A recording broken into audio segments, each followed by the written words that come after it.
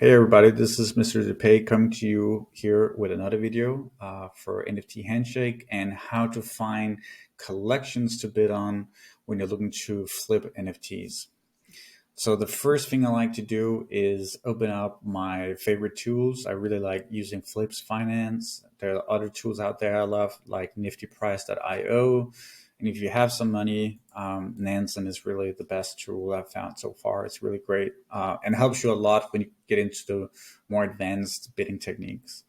But anyway, my first advice for finding the right collections to flip on is make sure you understand liquidity in the NFT market space, because liquidity has a huge impact on people's mentality and whether they're willing to accept bids that you're submitting on their NFTs, right? So you go in somewhere and you find a collection that is extremely liquid, like they're selling thousands of NFTs every single day from their collection. No one has a reason to accept your bid, right? They could instantly put it for sale at the floor price and somebody will snatch it up in less than a minute, right? You can see here that there were 1,056 sales yesterday for this collection. So this is an absolute no-go when you're bidding. Like no one's going to accept your bids. You're going to waste your time. And it's also not a great collection because it just launched. You have no idea about the full price, can go way up and way down. So for sure, avoid collections that are too liquid. And now when I say that, I actually have a rule of thumb that you can use. Go on a site like Flips Finance and track sales last 24 hours, and look for anything under 100 sales a day.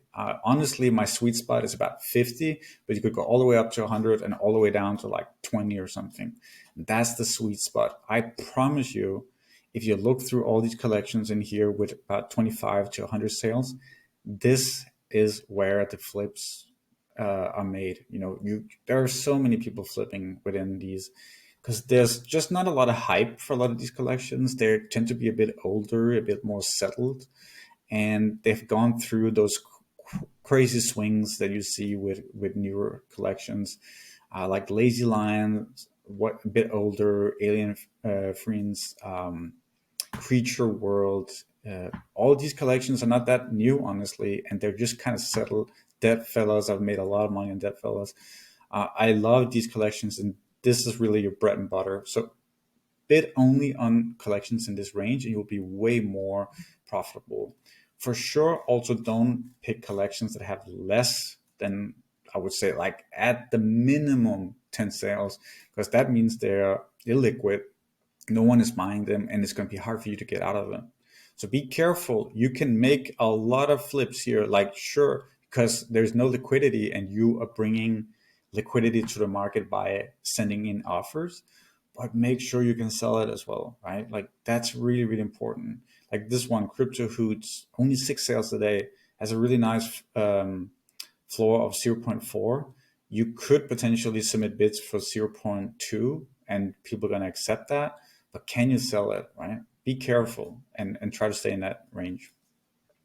The next thing I'm going to explain to you is for sure advanced, and try to just stay on track here when I explain it, because a lot of people will just be like, oh, it's too complicated for me, I'm just gonna not worry about it. But this will make you so much more profitable and successful. You will get way more flips if you understand this concept. So in this Excel sheet, I've listed 3 different collections. They all have totally different floor prices. You got one at 1.7, 3.96, and almost 16 ETH, right? So totally different ones. Now I've gone through the work of finding out what I want to bid as my minimum bid. And by the way, guys, if you're not familiar with who we're NFT Handshake, and we set up software so you can mass bid on listings on Opensea. This is our interface, and once you scrape a collection, you can click on bidding, and you can set up your bid in here, and we use what we call lowest bid and highest bid, and it will by default outbid anyone within this range. You can put in here how much you want to outbid people by. So anyway, this is a totally different video. If you're not familiar with our software, just go check out our other videos. But that's why I'm putting in lowest and highest bid in this sheet. So I've calculated my lowest and highest bid. I always do this by going to a collection, clicking on activity, then clicking on bids, and then I go in and watch what other people are bidding. And I always outbid what people are bidding, because otherwise no one's going to accept my bid. I mean, it just makes sense, right? And I also try to outbid them aggressively, because if I do that, there's a big chance that these bots right here, or these people, they cannot follow up my bid. I'm out of their range, so they're not going to outbid me before they kind of stop everything and analyze and maybe set up their bot again. So I found out with Vox that I need to bid at least 1.15, because I want to outbid these guys by a healthy amount. And I'll go all the way up to 1.35. If I win a bid at 1.15, then my profit will be 0.44 ETH.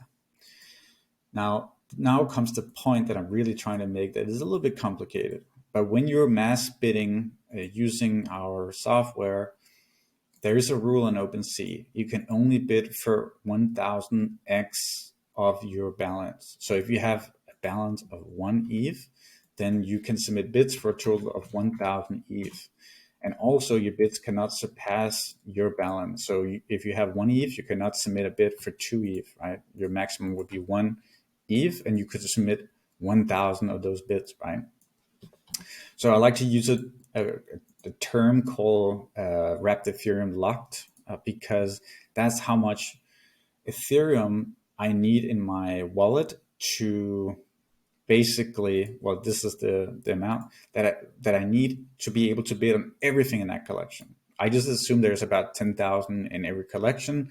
And if I wanted to bid on all 10,000 in that collection, this is the amount of Ethereum I would have to have in my wallet to bid on all of them, right?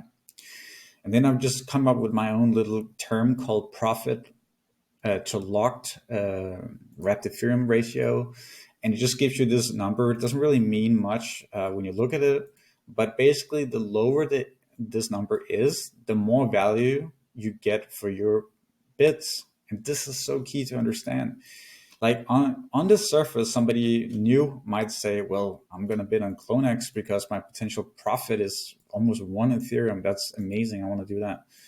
But if you understood that you need to have 138 Ethereum in your wallet to be able to bid on everything, then probably you would rethink it, right? And when you understand that the value you get is so low compared to just Vox, where you can make great profit and have way less Ethereum locked in to bid on every single listing, right?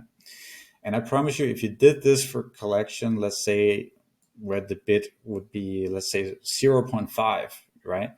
And the profit is still quite good, maybe it's like 0.3 or something like that, you're going to probably see this profit to locked wrapped Ethereum ratio being even lower, meaning this is the most bang for your buck.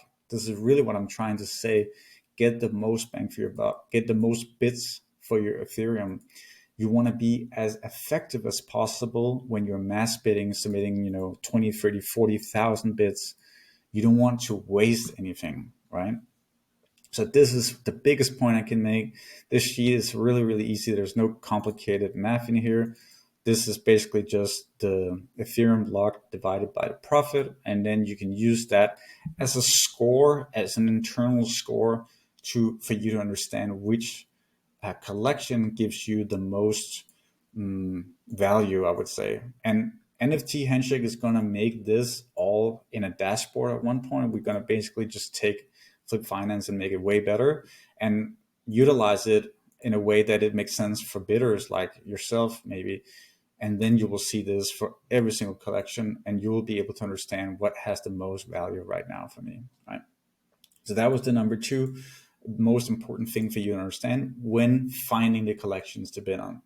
Number 3 is just to look at collections and make sure they are not too hyped, right? We already went a little bit through that already, but when you go into Opensea and Ranks or whatever tool you're using, refrain from bidding on anything in the top 50, I would say, right? Like there's sometimes you'll find a few here and there that are good. Like I actually love Creeps, and there's a few other good ones, but these guys tend to have too much liquidity, too many sales. That goes really back to what I said before. You don't want to bid on anything that has too much hype and too many sales every day. So you go back to the 24-hour sales, and this is kind of the same thing again. I just wanted to make sure you really understand that, right? Number 4 is obviously to make sure there's profit to be made. And I already showed you the spreadsheet here where you can see it. But how did I come up with these numbers? I actually used this tool right here. These guys made an awesome profit calculator. And you can put in most collections in here, and you can see if you're making profit when you submit a bid. So with CloneX, I actually went into their collection activity bids. I saw that the collection, most of the bids are coming in around 13.59. There are some over, but these guys are bidding based on rarity, and that's a whole different ball game.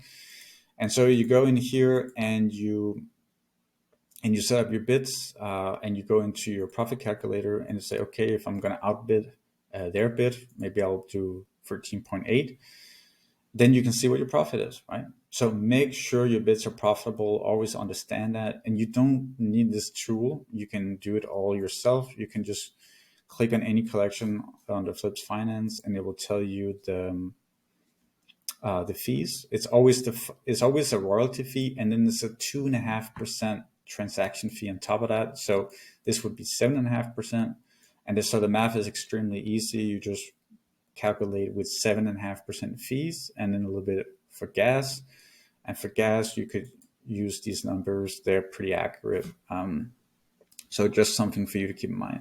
So profitability is so important, guys, and it's so easy to calculate. And so I just want to make sure that you do it. Okay, so next thing is make sure the floor price is stable. You could find collections in here that look great on the surface. It's not too hyped. It has great volume and so on and so on. But sometimes you just don't have a stable floor, and that's very dangerous. I have definitely won NFTs where the floor was not stable, and then the price went down and I wasn't profitable at all. So if you go into any collection, make sure the floor price is stable. And that's another setting you can also use. You can go into the 24-hour floor price change, and you're not going to want to look for anything that's going too fast up, because nobody's going to accept your bids. They're going to hold because they think they will make more money. You also don't want something that's too unstable down here, that's going too much down. You kind of want to be around the 0%, maybe up to 10%, 15%. And it's also okay if it's down 5% as well. It's not an issue. I just analyze the floor price. Like, how is it going? How has the floor price developed over the last 24 hours, 7 days? Like 7 days here, we can see it went up. This is actually a crash in the NFT industry as a general, but after the crash, it's been so steady. This is exactly what we want to see. So this is really, this would be a green light for me to bid on that collection, just based on the stability of the floor, right? You could also go a little bit further out, but that's what you want to make sure it's stable. I already told you, like, I don't like to bid on new collections, but again, just have to say that one more time. Like, stable collections, older collections are the best ones to flip. That's for sure. If you're using rarity-based bidding, this is something we offer in here, where you can go into rarity. Then you can say, I only want to bid on the top 1,000 listings. And if you do that, you want to make sure that your targeted sales price is liquid enough. So here this is only available for our gold tier members, but it's extremely valuable. And this is where you can really make some insane flips. Like, I'm talking about 2 to 3 Ethereum per flip. But if you go in here in Nansen, it's about $100 a month. I really love the tool for rarity-based bidding.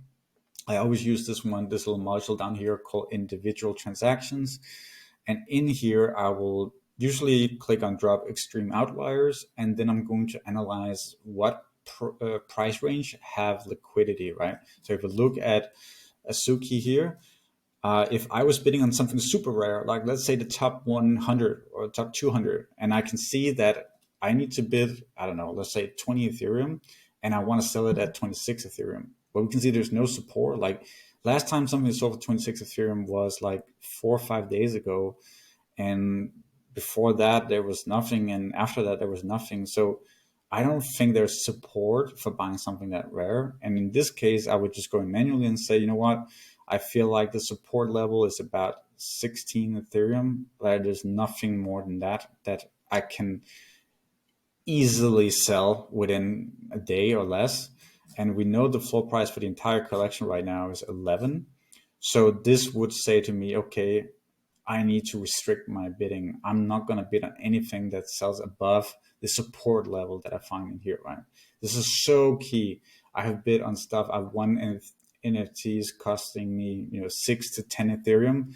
And I wanted to target a price around 15 or 16 Ethereum, but I hadn't learned this lesson yet. So I didn't understand if it was liquid enough. I just assumed somebody would buy it, right? Because I listed it at a really good price compared to all the other rare NFTs in that range. And still it didn't sell. So I kind of had to hold that for a very long time. So make sure it's liquid enough if you're using rarity-based bidding and you're bidding on more valuable NFTs.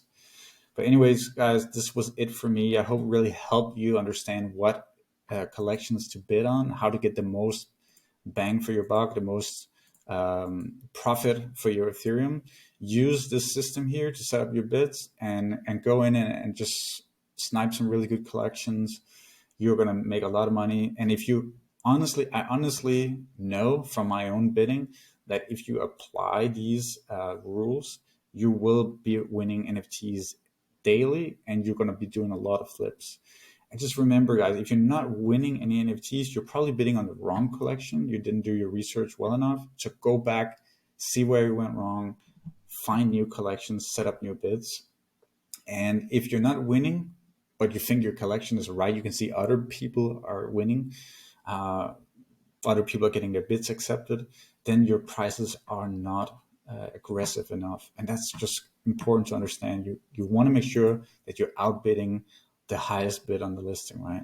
And you can so easily do this by putting in your lowest bid and your highest bid and setting it up. Set a short expiration time. And when you're done, let's say it's done in an hour or two, just click rebid, and it will start bidding again and the bid will be up again. So, and you can just quickly, click, rebid and put in your new floor price. Maybe you're seeing that the floor price went down a little bit, so you're adjusting your bids accordingly. That's so fast. That's so easy to do. And you're just going to do this all the time. And you're going to profit, that's for sure. But anyway, guys, hope you enjoyed it and I'll speak soon to you.